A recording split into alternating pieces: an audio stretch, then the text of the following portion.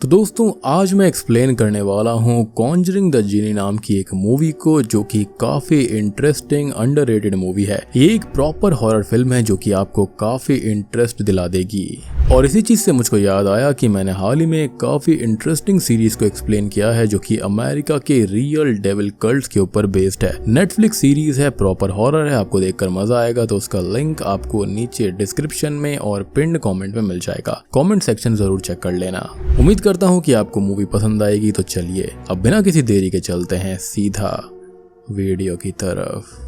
Movie की शुरुआत होती है जीना नाम की लड़की के साथ, जो कि देर रात को एक जिन से रिलेटेड किताब को पढ़ रही थी। इतने में ही उसकी माँ घर पर आ जाती है और आते ही वो अपनी बेटी से इतनी रात तक जागने की वजह पूछती है और उससे उसके भाई मैट के बारे में भी बात करती है। वो उनको बताती है कि मैट अपने दोस्तों के साथ कुछ वक्त पहले ही बाहर गया था, लेकिन जीना की मॉम को मैट के दोस्त बिल्कुल ही पसंद नहीं थे। इनफैक्ट वो अपनी बेटी से भी मैट के दोस्तों से सावधान रहने को कहती है, लेकिन वो अपनी माँ की बातों से इतनी ज्यादा परेशान हो जाती है कि वो उनको कहती है कि वो उनकी बात समझ चुकी है। लेकिन जीना का ऐसा बर्ताव देखकर उसकी माँ उससे पूछ ही लेती है कि आखिर वो इतनी परेशान क्यों है। लेकिन जीना उन्हें कमरे से जाने को कह देती है। अब अपनी माँ के जाने के बाद में उसे कमरे के अंदर अचानक उसके पीछे से उसे किसी जिन की आवाज आती है जो कि जीना से एक विश मांगने को कह रहा था। और जीना उस जिन की आवाज को सुनकर काफी डर जाती है। अब इसी बीच जीना को उसके दोस्त मैडी का फोन आ जाता है और वहाँ पर वो उसको बताती है कि पहले तो उसे जिन जैसी चीजों पर बिल्कुल भी भरोसा नहीं था, लेकिन अब उसको पूरी तरह पता है कि वो असली में एग्जिस्ट करते हैं। लेकिन अब कुछ वक्त से उसे ऐसा लग रहा है कि कोई हमेशा उसको देख रहा है। जैसे ही जीना फोन रखती है तभी वो जिन उसके पीछे आ जाता है, जो कि उससे एक विश मांगने के लिए फिर से कहता है। लेकिन जीना उसको बताती है कि उसे नहीं पता था कि ऐसा करने से जिन सही में उसके सामने आ सकता है और उसने ऐसा क्या किया था, इसके बारे में हमको थोड़ी देर में जानकारी मिलेगी। जीना की बात सुनकर वो जिन उसे ऐसी विश मांगने को कहता है जिससे कि वो उसको कभी देख ही ना पाए। अब जीना भी उसकी बातों में आकर वैसी ही विश मांग लेती है। तभी जिन उसकी विश को अपना जलता हुआ ताबीज देकर ग्रांट कर देता है। अब अगर जीना को फैंटेसी या फिर विशेस से रिलेटेड ही कोई चीज करनी थी तो उसको खेल लेना चाहिए था विंजो के ऊपर प्लेयर एक्सचेंज, जो कि है क्रिकेट की स्टॉक मार्केट। यहाँ पर आप खरीद और बेच सकते हो प्लेयर स्टॉक्स जिनके प्राइसेस उनकी रियल टाइम परफॉर्मेंस से बढ़ते हैं, यानी कि हर बॉल हर बाउंड्री पर पाओ जबरदस्त रिटर्न। तो जल्दी से जाओ, मैच टाइम को कैश करो और हर बॉल के ऊपर मालामाल बनो। अभी डाउनलोड करो विंजो ऐप डिस्क्रिप्शन से और पिन कमेंट से। अब जैसे ही जीना की इच्छा पूरी होती है तभी जीना ना चाहते हुए भी अपनी आंखें फोड़ने के लिए एक कैंची उठा लेती है, लेकिन इतने में ही उसकी माँ भी उसकी आवाज सुनकर रेलिंग पर आ जाती है और वहीं से चिल्लाकर जीना को रोकने की कोशिश करती है। लेकिन जिन की पावर्स की वजह से जीना अपनी आंख में कैंची घुसा लेती है, जिसके बाद वो जिन जीना की सोल को ले जाता है। खैर अब दूसरी तरफ लिया नाम की एक लड़की अपनी बेस्ट फ्रेंड मॉर्गन से मिलने आई हुई थी, जो कि अपने डैड की डेथ की वजह से काफी वक्त से कॉलेज नहीं आई थी। लेकिन लिया उसे एडवाइस देती है कि उसे लेक्चर्स के लिए आने से पहले कुछ वक्त अपने घर पर अपनी मॉम के साथ बिताना चाहिए। लेकिन मॉर्गन अपनी मॉम के साथ नहीं रहना चाहती थी। अब उसकी ये बात सुनकर लिया उसे फिर एडवाइस देती है कि उसे लेक्चर्स के लिए आना चाहिए, क्योंकि वहाँ पर उसका साथ देने के लिए उसके सभी दोस्त अभी भी मौजूद हैं। और मॉर्गन अपनी बेस्ट फ्रेंड की बात को मान लेती है। अब इसके बाद मॉर्गन लगभग 3 महीनों के बाद कॉलेज पहुंचती है और कॉलेज पहुंचकर वो सबसे पहले प्रोफेसर फ्रेक से मिलती है। लेकिन मॉर्गन के डैड की मौत के बाद प्रोफेसर भी उसे इतनी जल्दी कॉलेज में एक्सपेक्ट नहीं कर रहे थे, इसलिए प्रोफेसर 3 महीने का गैप हो जाने की वजह से मॉर्गन से पूछते हैं कि क्या वो अब भी जर्नलिज्म के कोर्स को परस्यू करना चाहेगी या फिर वो थोड़ा और ब्रेक लेकर अगले साल से अपनी स्टडीज कंटिन्यू करेगी। लेकिन वो अपनी पढ़ाई को उसी वक्त से कंटिन्यू करना चाहती थी और इसलिए वो प्रोफेसर को भरोसा भी दिलाती है कि वो अपनी स्टडीज के लिए कमिटेड है। अब मॉर्गन की ये बात सुनकर उसको टेस्ट करने के लिए प्रोफेसर उसे अर्बन लेजेंड्स पर एक आर्टिकल लिखने को देते हैं, जिसके बाद मॉर्गन को कॉलेज की गैलरी के अंदर उसका फ्रेंड जेक मिल जाता है और वो भी उसको इतनी जल्दी कॉलेज में वापस देखकर हैरान था। लेकिन मॉर्गन उसको बताती है कि उसे अपनी लाइफ में नॉर्मैलिटी दोबारा चाहिए। साथ ही में वो जेक को प्रोफेसर के द्वारा दिए गए असाइनमेंट के बारे में बता देती है, जिसके बाद जेक भी मॉर्गन से ये कहता है कि अगर उसे किसी भी चीज की जरूरत पड़े तो वो हमेशा उसके लिए तैयार खड़ा है। वहीं दूसरी तरफ लिया अपने बॉयफ्रेंड पॉल से फ्रेशर्स पार्टी में जाने के बारे में पूछती है, लेकिन वो लिया से काफी रूडली बात करके वहां से चला जाता है। अब ये देखकर पास में ही बैठी हुई डायन लिया से ये कहती है कि अगर पॉल उसके साथ नहीं रहना चाहता है तो वो उसके साथ में रिश्ता खत्म क्यों नहीं कर लेती। अब ये बात सुनकर लिया उसको सफाई देते हुए ये बोलती है कि पॉल का कैरेक्टर ऐसा ही है, कभी वो खुद ही दूर चला जाता है लेकिन बाद में वो खुद ही लौट कर भी आ जाता है। तभी वो सब दोस्त मिलकर मॉर्गन के बारे में बात कर ही रहे होते हैं, लेकिन तभी वहाँ पर मॉर्गन आ जाती है, जिसको देखकर लिया काफी खुश थी। डायन भी मॉर्गन से कॉलेज के बाद हैंग आउट करने के बारे में पूछती है, लेकिन मॉर्गन पढ़ाई का बहाना देकर वहाँ से चली जाती है। अब लिया भी उसके पीछे पीछे चली जाती है और उसके साथ घर पर पहुंच जाती है। लेकिन मॉर्गन जब लिया के साथ घर पहुंचती है तब वहाँ पर मॉर्गन की मॉम स्यू एडम्स पहले से ही मौजूद थी। उनको देखकर लिया ऊपर रूम में चली जाती है। अब लिया के रूम में जाने के बाद में मॉर्गन की माँ बताती है कि लिया ने उन्हें घर पर आने दिया था और वो वहाँ पर इसलिए आई है क्योंकि वो उनकी कॉल को पिक नहीं कर रही थी। अब मॉर्गन की माँ यहाँ पर इस बात से काफी दुखी थी कि उन दोनों ने ही किसी खास को खोया है। मॉर्गन ने अपने पिता को और सू ने अपने हस्बैंड को, और उसके बाद से ही मॉर्गन ने उनसे बात करना बंद कर दिया था। वो चाहती थी कि इस मुश्किल घड़ी में वो दोनों साथ रहें और वो मॉर्गन से ये रिक्वेस्ट भी करती है कि वो नहीं चाहती कि उन्हें मॉर्गन से बात करने के लिए इतना दूर आना पड़े, तो वो उनका एटलीस्ट कॉल अटेंड कर लिया करे। अब अपनी माँ की बात सुनकर मॉर्गन उनसे कह देती है कि वो जब चाहे उसको कॉल कर सकती है, वो उसको पिक कर लेगी। वहीं दूसरी तरफ हम मॉर्गन के एक फ्रेंड टॉम की मदर को डिनर टेबल के ऊपर प्रोफेसर फ्लेक के साथ में फ्लर्ट करता हुआ देख पाते हैं। टॉम को ये चीज बिल्कुल पसंद नहीं आ रही थी, इसलिए वो वहाँ से उठकर चला जाता है। उसकी मॉम भी उसके पीछे पीछे आ जाती है और वो अपनी मॉम से कहता है कि उन्हें उसके टीचर के साथ फ्लर्ट करने की कोई जरूरत नहीं है। लेकिन उसकी मॉम उसको समझाती है कि अगर वो इसकी वजह से स्कूल की स्क्वाड में शामिल हो सकता है तो इसमें परेशानी क्या है। वहीं दूसरी तरफ मॉर्गन अपने असाइनमेंट के लिए इंटरनेट के ऊपर अर्बन लेजेंड्स के बारे में रिसर्च कर रही थी, जो कि इस मूवी का मेन प्लॉट है और हम फाइनली इस पर धीरे धीरे आ चुके हैं। तभी उसे इंटरनेट के ऊपर डैनियल नाम के एक व्यक्ति का नंबर मिलता है जो कि आत्माओं को जगा सकता था। मॉर्गन जब उससे वार्तालाप करती है तो वो उससे रिचुअल के लिए 4 और लोगों को लाने के बारे में बात करता है, जिसके लिए ऑब्वियसली वो तैयार हो जाती है और अपने चारों दोस्तों को उस डैनियल के द्वारा बताई गई लोकेशन पर रात को ले जाती है, जहाँ पर थोड़ी ही देरी के बाद में डैनियल भी पहुंच जाता है और उन चारों को एक पुरानी चर्च के अंदर लेकर जाता है। जिसके बाद वो सब वहाँ पर बैठकर आपस में थोड़ी बहुत मस्ती कर रहे होते हैं कि तभी लैंग पूछता है कि क्या उन्होंने कभी ब्लडी मैरी के बारे में सुना है, जिसके जवाब में हैना उसको बताती है कि उसने ब्लडी मैरी के बारे में सुना है और अगर आप सबने भी ब्लडी मैरी के बारे में सुना है तो कमेंट्स में जरूर बताना। इससे रिलेटेड मैंने एक मूवी भी एक्सप्लेन करी है, काफी बढ़िया है, तो उसका लिंक आपको नीचे डिस्क्रिप्शन में मिल जाएगा। तभी डैनियल उन सभी से पूछता है कि क्या उन लोगों ने कभी विशिंग डीमन के बारे में सुना है, लेकिन वहाँ पर विश पूरी करने वाले डीमन के बारे में किसी ने नहीं सुना था। तभी वो उनको बताता है कि विशिंग डीमन को पहले किसी ऑब्जेक्ट या फिर किसी घर में कैद करके रखना होता है, लेकिन जब आप उसको कैद से आजाद करते हैं तो वो उसकी एक विश को पूरी कर देता है। तभी लिया डैनियल से उसके पास रखे ताबीज के बारे में पूछती है, जिस पर डैनियल उसको बताता है कि उसने डीमन को उसी ताबीज में कैद करके रखा हुआ है, लेकिन लिया उसकी बात पर यकीन नहीं करती। तभी डैनियल उनको आगे बताता है कि वो उस विशिंग डीमन को एक दूसरे की आत्माओं की मदद से जगा सकते हैं और उसके आने पर उनकी एक विश पूरी हो जाएगी। इस पर डायन कहती है कि वो तो 1 मिलियन पाउंड की विश मांगना चाहती है। डैनियल की बात सुनकर मॉर्गन डीमन को जगाने के लिए तैयार हो जाती है और डैनियल भी उसको मास्टर बना देता है, जिसके बाद डैनियल के बताए अनुसार वो सब एक दूसरे का हाथ पकड़कर उस डीमन को जगाने के रिचुअल में लग जाते हैं। अब रिचुअल पूरा होते ही वहाँ की सारी मोमबत्तियां बंद हो जाती हैं और तभी अंधेरे में वहाँ पर एक जिन आ जाता है जो कि उन सब से एक विश सोचने को बोलता है और साथ में वो ये भी बताता है कि विश को ग्रांट करने के लिए वो उनके पास दोबारा लौट कर आएगा। अब जिन के जाते ही सारी मोमबत्तियां दोबारा जल उठती हैं और उन सबको बिल्कुल भी यकीन नहीं होता कि आखिर उनके सामने जो कुछ अभी हुआ वो सच था या फिर झूठ। अब अगले दिन कॉलेज में मॉर्गन बताती है कि जब भी वो अपनी आंखें बंद करती है तभी उसे डीमन का चेहरा दिखता है, यानी कि जिन का चेहरा। साथ ही में लिया भी बताती है कि उस डीमन ने उसकी इमोशन पर पूरी तरह कब्जा कर लिया है, इसलिए वो कुछ काम ही नहीं कर पा रही है। तभी टॉम बोलता है कि उनके साथ जो कुछ भी हुआ हो, लेकिन उन सब ने वाकई में एक आत्मा को तो जगाया है। लेकिन तभी जेक बोलता है कि वो लोग फालतू की टेंशन ले रहे हैं, हो सकता है कि उन सबको खाली एक हेलुसिनेशन हुआ होगा, हो सकता है कि उनकी ड्रिंक में किसी ने कुछ मिला दिया हो। लेकिन इस बात को सुनकर डायन ये कहती है कि उसने चर्च में आने से पहले या फिर उस वक्त और उसके बाद कोई भी ड्रिंक नहीं करी थी। लेकिन उस हादसे के बाद डैनियल वहाँ से अचानक ही गायब हो गया है।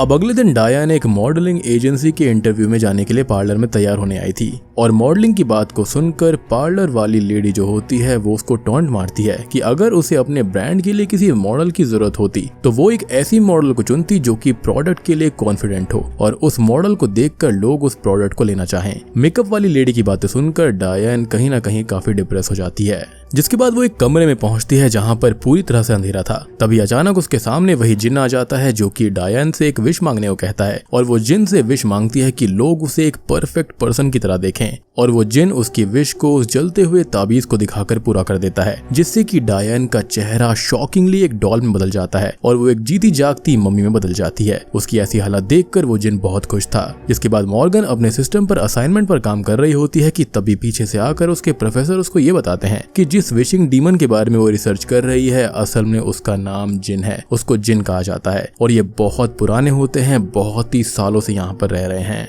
और इनसे आसानी से डील नहीं किया जा सकता। जिसके बाद पॉल टॉम से उसके टीम में शामिल होने के बारे में पूछता है, जिसके बारे में टॉम कोई भी साफ जवाब ना देकर बहाने दे देता है। वहीं दूसरी तरफ लिया पॉल से उनके रिश्ते को एक और मौका देने के लिए पूछती है, जिस पर वो बताता है कि वो एक यंग लड़का है और उसकी भी कई जरूरतें हैं और इसलिए वो ऐसे किसी के साथ रिश्ते में नहीं रहना चाहता है जिसके साथ वो कुछ सालों में ही बोर हो जाए। लेकिन पॉल की बात खत्म होने से पहले ही लिया उसको ये बता देती है कि वो प्रेग्नेंट है और ये बात अचानक से सुनकर पॉल थोड़ा सा अपसेट हो जाता है और लिया वहां से निकल जाती है। अब वो सीधे मॉर्गन के पास पहुंचती है और उसको बताती है कि उसने किसी के सामने ऐसी बात बोल दी है जो कि उसको नहीं बोलनी चाहिए थी और वो झूठ थी और ये बात बोलकर उसने सब कुछ खराब कर दिया है। मॉर्गन उसको एडवाइस देती है कि उसे उस इंसान को सब कुछ सच बता देना चाहिए और अगर वो उसकी केयर करता होगा तो वो उसको माफ कर देगा, यानी कि उसने प्रेग्नेंट होने वाली बात झूठ कही थी। लेकिन लिया अपने इस झूठ और इमोशंस की वजह उस विशिंग डीमन को ही मान रही थी, यानी कि उस जिन को। इसके बाद मॉर्गन को लाइब्रेरी के अंदर वही किताब मिल जाती है जो कि शॉकिंगली मूवी की शुरुआत में जीना नाम की लड़की पढ़ रही थी और अचानक से उसके सामने चलती फिरती मम्मी मतलब कि डायन आ जाती है, जो कि उसको बता रही थी कि जिस आत्मा को वो जगा रहे थे वो काम कर गया और उसकी विश भी पूरी हो गई। और अचानक से ही डायन उस जिन में बदल जाती है और मॉर्गन से एक विश मांगने को कहती है। अब मॉर्गन उस जिन की बातों में आ जाती है और अपने मरे हुए डैड को वापस लाने की विश मांगती है, जो कि ऑलमोस्ट इम्पॉसिबल था। और मॉर्गन की विश मांगते ही वो जिन वहां से गायब हो जाता है, जो कि शायद ऐसा दर्शा रहा था कि ये विश पूरी नहीं हो सकती, क्योंकि बाकी जो भी विशेस मांगी गई थी वो तुरंत ही पूरी हुई थी। लेकिन इसके पीछे भी एक बहुत ही सॉलिड रीजन है। दूसरी तरफ डैनियल भी उस जिन को दोबारा अपने पास बुला रहा था, क्योंकि उसने उसके साथ डील करी थी कि अगर वो उसको 5 फ्रेश सोल्स लाकर देगा तो वो उसे उसकी बहन को वापस लौटा देगा। अब जिन अपनी डील पूरी करता है और डैनियल को उसकी बहन लौटा देता है। खैर अब हम मॉर्गन को देख पाते हैं, जो कि दरवाजे की दस्तक को सुनते ही दरवाजा खोलने लगती है तो उसके सामने शॉकिंगली उसके डैड खड़े हुए थे। जी हाँ, यानी कि जिन ने उसकी विश को पूरा कर दिया था और उसके डैड को ये भी याद नहीं था कि आखिर वो वहां पर पहुंच कैसे गए, क्योंकि वो तो मारे गए थे। और मॉर्गन ये सब अपने दोस्तों को बता देती है, साथ ही में वो अपनी विश पूरी होने की वजह से काफी खुश थी। लेकिन जेक मॉर्गन से कहता है कि वो ये बात उनके बीच में ही रखे, क्योंकि उसके डैड वापस जिंदा होकर आ गए थे और ये बात कोई भी नहीं मानने वाला था। लेकिन मॉर्गन ये बात अपनी मॉम को जरूर बताने वाली थी और इस बात में लिया भी उसका साथ देती है। जिसके बाद रात को मॉर्गन अपने डैड के पास आकर सो जाती है। अब अगले दिन मॉर्गन अपनी माँ को अपने पास बुलाती है और उन्हें उस रिचुअल के बारे में बता देती है जो कि उन्होंने चर्च में किया था, जिसको सुनकर पहले तो उसकी मॉम थोड़ी घबरा जाती है, लेकिन फिर अपने पति को देखकर बहुत खुश होती है। वहीं दूसरी तरफ लिया के पास भी पॉल का मैसेज आता है, जिसके अंदर वो अपने पुराने बिहेवियर को लेकर काफी शर्मिंदा था और ये सब उसके प्रेग्नेंट होने की न्यूज को सुनकर हुआ था। लेकिन तभी उसके पास वही जिन आता है और उससे एक विश मांगने को कहता है। लिया उस जिन से अब सच में प्रेग्नेंट होने की विश मांग लेती है, जिससे उसका पेट फूल जाता है, यानी कि वो प्रेग्नेंट हो गई थी। दूसरी तरफ मॉर्गन की माँ उससे पूछ रही होती है कि क्या उसके पिता परमानेंट आए हैं या फिर वो कुछ टाइम के लिए हैं। लेकिन मॉर्गन को भी इसके बारे में कुछ नहीं पता था कि इस विश की कोई वैलिडिटी भी है या फिर नहीं, और वो तो बस अपने पिता के वापस आने की वजह से काफी खुश थी और उसने इन सब चीजों के बारे में कुछ नहीं सोचा। जिसके बाद में वो कॉलेज के लिए निकल जाती है। अब मॉर्गन कॉलेज में लैंग से मिलती है, जहाँ पर उसने डैनियल की असली लोकेशन का पता लगा लिया था और वो चाहता था कि मॉर्गन वहाँ पर उसके साथ चले, क्योंकि सारी सच्चाई वही बता सकता था। दूसरी तरफ टॉम की माँ, वो और प्रोफेसर एक साथ बैठे हुए थे और उसकी मॉम प्रोफेसर के साथ में उसके टीम सिलेक्शन के बारे में बात करने के लिए टॉम को किचन में भेज देती है। अब जब टॉम की माँ प्रोफेसर के साथ अकेले में होती है तो वो उसके सिलेक्शन के बारे में पूछती है, तो प्रोफेसर बताते हैं कि टॉम के सिलेक्शन के मामले में उनके हाथ में कुछ नहीं है। साथ ही में वो बोलते हैं कि टीम के कोच ने टॉम के बारे में ये कहा था कि वो फिजिकली इतना फिट नहीं है और उसे टीम में इसलिए ही शामिल नहीं किया जा सकता, और बाकी के टीम के जो मेंबर्स हैं वो कई ज्यादा स्ट्रॉन्ग है। और टॉम ने ये सारी बातें सुन ली थी, जिससे वो काफी दुखी होता है। दूसरी तरफ लैंग मॉर्गन के साथ डैनियल के घर पहुंच चुका था, जहां पर वो मॉर्गन को बताता है कि डैनियल का असली नाम असल में मैथ्यू है। जिसके बाद में वो मैथ्यू के घर पहुंचते हैं और मैथ्यू उन्हें देखते ही अपने घर के अंदर इनवाइट कर लेता है। अब तभी हम देखते हैं कि टॉम के सामने भी वो जिन आ जाता है और उससे एक विश मांगने को कहता है, और टॉम उससे सबसे ताकतवर होने की विश मांग लेता है, जिससे कि कोई भी उसको हरा ना पाए। जिसके बाद वो जिन जलते हुए ताबीज को दिखाकर उसकी विश को पूरी कर देता है। वहीं दूसरी तरफ लिया सोकर उठती है तो वो देखती है कि उसका स्टमक काफी ज्यादा फूल चुका था, यानी कि वो प्रेग्नेंट तो हुई थी, लेकिन ये प्रोसेस काफी जल्दी हो रहा था। वहीं मैथ्यू के घर पर वो मॉर्गन को बताता है कि उसकी विश बिल्कुल सेफ है, क्योंकि वो उस रिचुअल के अंदर मास्टर थी। यानी कि जो मेन होता है वो मास्टर होता है और उसकी विश बिल्कुल सेफ होती है। यही रीजन था कि यहाँ पर मॉर्गन की विश पूरी हो गई थी और उसका कोई साइड इफेक्ट भी नहीं था, जैसे कि यहाँ पर बाकियों के साथ में हो रहा था। खैर मैथ्यू ये बोलता है कि रिचुअल के अंदर मौजूद दूसरे लोगों को अपनी चिंता करनी चाहिए, क्योंकि जिन को दूसरों की विश के साथ खेलने में मजा आता है और उसे लोगों की सोल्स चुराना बहुत पसंद है, और जिन उनकी सोल्स पर कब्जा करने के लिए मास्टर को छोड़कर बाकी रिचुअल करने वालों को विशेष के जाल में फंसा लेता है और फिर उनको बहुत ही ज्यादा तड़पाता है। वहीं दूसरी तरफ हम देखते हैं कि टॉम एक बीस्ट में बदल चुका था और वो अपनी मॉम और प्रोफेसर पर हमला कर देता है। और तभी हम अब पॉल को देख पाते हैं जो कि लिया से मिलने उसके घर पर आता है, लेकिन अपने फूले हुए पेट की वजह से लिया उसे बाहर ही जाने को कह देती है, क्योंकि कोई भी यकीन नहीं करने वाला था कि 1-2 दिन के अंदर ही उसकी प्रेगनेंसी इस हद तक पहुंच गई। और दोस्तों अब यहाँ पर खुलते हैं इस मूवी के असली पत्ते। असल में शुरुआत में जो जीना थी ना, उसका भाई मैट कोई और नहीं बल्कि यही मैथ्यू है। और मैथ्यू उनको बताता है कि जिन ने उसकी बहन जीना की सोल को कैद कर लिया था क्योंकि उसके पास वो ताबीज था। उसने भी शायद से अपने दोस्तों के साथ में वही रिचुअल किया होगा या फिर कैसे भी करके ये ताबीज उसके पास में आ गया, और वो मास्टर थी नहीं तो उसकी विश यहाँ पर अजीब तरह से पूरी हुई थी और वो मारी गई थी। अब जब मैथ्यू को इस बारे में पता चला तो उसने उस लॉकेट को लिया और यहाँ पर जिन के साथ में डील करी कि वो उसको 5 बिल्कुल नई ताजी सोल्स को लाकर देगा। बेसिकली ये एक तरह की डील हो गई थी। साथ ही में मॉर्गन को बताता है कि जिन को रोकने के लिए उसे अपनी विश को छोड़ना होगा और उसको कैद करने के लिए एक मंत्र भी पढ़ना होगा, तभी यहाँ पर जिन रुक पाएगा और सारी चीजें रिवर्स हो पाएंगी। लेकिन इतनी बातों के बीच में ही जीना मैथ्यू के पास आ जाती है जो कि बिल्कुल भी होश में दिखाई नहीं दे रही थी। यानी कि यहाँ पर मैथ्यू की विश पूरी हो गई थी और जीना यहाँ पर वापस आ गई थी। जिसके बाद मैथ्यू के घर से निकलते ही मॉर्गन को लिया का कॉल आ जाता है जो कि दर्द से तड़प रही थी। साथ ही में उसका वाटर भी ब्रोक हो चुका था, यानी कि प्रेगनेंसी इस हद तक पहुंच गई। अब पॉल उसकी मदद करने तो आता है लेकिन उसकी हालत देखकर वो डर के वहां से भाग जाता है और उसके बाद जिन आकर उसे एक अजीब से क्रीचर में बदल देता है। दूसरी तरफ लैंग मॉर्गन को एक पुरानी बिल्डिंग में लेकर आया था जहाँ पर उसने पहले ही मॉर्गन के मॉम और डैड को भी बुला लिया था। साथ ही में वहाँ पर वो तीनों भी मौजूद थे जो कि अलग अलग क्रीचर्स में बदल गए थे। वो जिन अब लैंग से भी विश मांगने को कहता है लेकिन लैंग कोई भी विश नहीं मांगता, यानी कि वो सबको बचाना चाह रहा था लेकिन ऐसा नहीं हो पाता। लेकिन अब इतने में ही मॉर्गन बीच में आ जाती है और जिन से सारी विशेस को वापस लेने को कहती है, लेकिन वो जिन यहाँ पर मॉर्गन के दोस्तों को छोड़ने के बदले में उससे फिर से 5 नई सोल्स मांगता है। सेम वही डील जो कि उसने मैथ्यू से करी थी। यानी कि यहाँ पर ये जिन भी लालची था, डीमन था और उसको यकीन था कि यहाँ पर लोग लालच में आकर नई सोल्स उसको दे ही देंगे। और वो अपनी बात मनवाने के लिए मॉर्गन के डैड का रूप भी ले लेता है, यानी कि अब तक वो मॉर्गन के रियल डैड नहीं बल्कि जिन ही थे। लेकिन मास्टर होने की वजह से उसको मॉर्गन की बात माननी पड़ रही थी और मास्टर को वो डायरेक्ट नुकसान भी नहीं पहुंचा सकता। लेकिन मॉर्गन यहाँ पर मंत्र पढ़ देती है और इस जिन को हरा देती है और अपनी विश भी वापस ले लेती है। यानी कि वो समझ गई थी कि उसके डैड जा चुके हैं और वो कभी वापस नहीं आएंगे। खैर इसके बाद में मॉर्गन अब मैथ्यू के पास में जाती है और उसको भी एडवाइस देती है कि वो अपनी बहन जीना को जाने थे क्योंकि वो रियल नहीं है बल्कि कुछ और ही है। और मॉर्गन का ये मानना था कि जिन उसको कभी भी वापस लौटाने नहीं वाला है और मैथ्यू उसकी बात मान जाता है और जीना को वहां से जाने देता है। यानी कि वो जीना की सोल को जाने देता है और मॉर्गन ने यहाँ पर काफी सारे लोगों को बचा लिया था। और बूम, इसी के साथ में ये मूवी यहीं पर खत्म हो जाती है। तो दोस्तों ये थी कॉन्जरिंग द जिनी मूवी की कहानी। उम्मीद करता हूँ कि आपको ये पसंद आई होगी। मूवी के अंदर यही है कि जो ताबीज है ना, उसी से ये जिन आता है और उसी के अंदर उसको कैद भी किया जा सकता है एक मंत्र पढ़ के। अब देखो जो रिचुअल के अंदर मास्टर होता है उसको तो कोई भी नुकसान नहीं है, जिन उसको कोई नुकसान नहीं पहुंचाएगा, लेकिन उसके आसपास में जो रिचुअल के अंदर इन्वॉल्व रहते हैं उनकी वो विशेष को बहुत ही ज्यादा एक्सप्लॉइट करता है। जैसे कि जीना के साथ हुआ, उसने कहा कि वो जिन को कभी देखना नहीं चाहती तो उसने उसकी ही आंखों को खराब कर दिया। लिया ने कहा कि उसे प्रेग्नेंट होना है लेकिन वो प्रेगनेंसी वैसी नहीं थी जैसी कि वो चाहती थी, मतलब कि वो एक नॉर्मल टाइप की प्रेगनेंसी ना होकर जिन की दुनिया की प्रेगनेंसी थी। और हम जानते हैं कि जिन्स की दुनिया का टाइम अलग चलता है। और बाकी सारी विशेष को तो आपने सुन ही लिया था, यानी कि यहाँ पर वो बाकी सबको मारकर उनकी सोल्स ले लेता है खाली मास्टर को छोड़ के। इसको रोकने का तरीका वही है कि जो मास्टर है वो अपनी विश को वापस ले ले और एक मंत्र पढ़ के जिन को वापस कैद कर दे। और ये जिन तब तक कैद रहेगा जब तक कोई अगला बंदा इस ताबीज को नहीं छूता। तो उम्मीद करता हूँ कि आपको ये मूवी पसंद आई होगी। पसंद आई है तो वीडियो को लाइक कर देना, चैनल के ऊपर नए हैं तो सब्सक्राइब कर लीजिए। तो मैं आप सबको मिलता हूँ अगली वीडियो के साथ में, तब तक के लिए